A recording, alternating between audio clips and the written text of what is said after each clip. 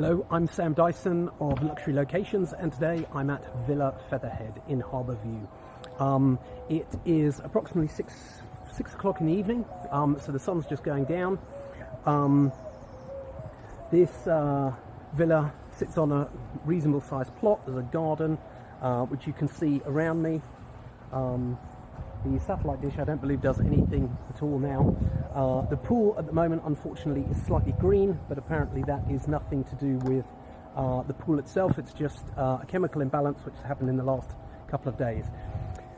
This house does need a bit of work to it. The deck has some planks which, if you look down towards my foot, you can see some of the planks are coming up. So it does need some attention, particularly the deck needs a bit of work. It is usable, it is serviceable, however, it will need some work because a lot of the boards are coming up and are damaged. So you might be able to hear it kind of moving slightly beneath my feet. So this is the side of the property. As I come down to the side, there is a laundry room here. I'm not sure if it is open. It is open, which is good. So I'm just going to do the outside first. This is the laundry room, good for storage, and there's a hot water heater in there as well. I'm going to walk around towards the back of the house, which is where the sort of gated entrance area is. I'm going to come back to this point when I leave. So now we're at the back, and obviously driver's there with the gate to access the property. So I'm going to come round to the front of the property. So there is a alfresco dining area. It's quite nice, it's covered. There's a barbecue area, which obviously in the evening it's quite good to have shade and have cover just in case it begins to rain. So I'm going to go into the property. There are, as you can see, there's 3 sets of doors along here. All of them can open. There's fly screens on each one, and then there's a 4th door at the end.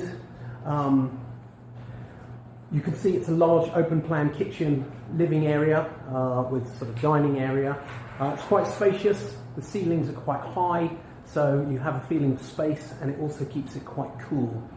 This property has central air. You can see from the ducts in the walls that the central air, and the central air unit is just here. So this is where the main central air is controlled from, or where it operates from.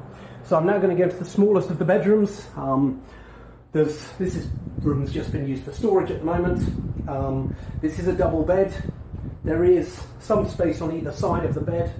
It's not a huge room, but it is a double room. This cupboard here is a small cupboard storage area. So yes, that is the smallest bedroom. I'm going to move now into the guest bathrooms. This has a shower, toilet, sink. Again, that is mainly for guests in the house as opposed to anything else. There are 4 bedrooms in this house. One of them is an ensuite. So the next bedroom is this one. Slightly larger. There's a built-in wardrobe, fan. Obviously, again, this is central air. It's a double bed, and there is a sliding door out to the window, out to the path outside. So it's got its own, as it were, access if you wanted it. This is probably the shared bathroom between the other 2 bedrooms. There is a bath, shower, toilet, and sink. So now into the second bedroom, the second largest bedroom. So this has been set up as 2 doubles. Again, central air, built-in wardrobe behind me. This window opens onto the, as it were, back garden, where you can see, if I move over to this side, you can see that would be where the cars would park, so they would park there. And there are double doors to the side, so you can actually access through there if you wanted to. So now into the master bedroom. The master bedroom has a king-size bed, double doors to the side, opens onto the back, so there's a nice window, get a reasonable amount of ventilation. built-in wardrobe, central air, high ceilings, as all of the property, all of the bedrooms have. And this has a large shower, and toilet and sink. So, the house overall is in reasonable condition. It does need some work, it does need some refurbishment. Things like the tiles on the floor are perfectly usable. The majority of the house really just needs tidying up. From my perspective, just looking at it initially, the main area that needs attention is going to be the deck area to kind of tidy it up. You may want to do some interior decorating and make things a bit more modern, and just generally spruce the place up to make it more up to date, really. I would say it's tired as opposed to anything else. It's not that it needs a major refurbishment. So I'm now going to walk around the other side of the house, so you can get an idea of the whole garden. So now I'm coming, if the pool is at the front of the property, you can now see down the left side of the property. There are some access steps, these access steps here, just going to pop down. This is the fan for the air conditioning unit, and under here, obviously this is where the pool drops into, and under there are controls for the pool and pumps, things like that for the pool. Again, you can see the deck here.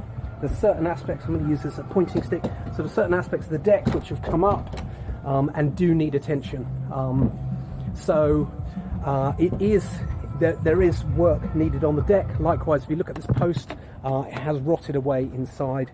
And now I'm back at the back of the property where cars are parked, etc. So that would be the second bedroom here, and the master bedroom is there. So I'm now going to go onto out of the gate and onto the road, and then do a slightly more elevated shot so you can see the area in general.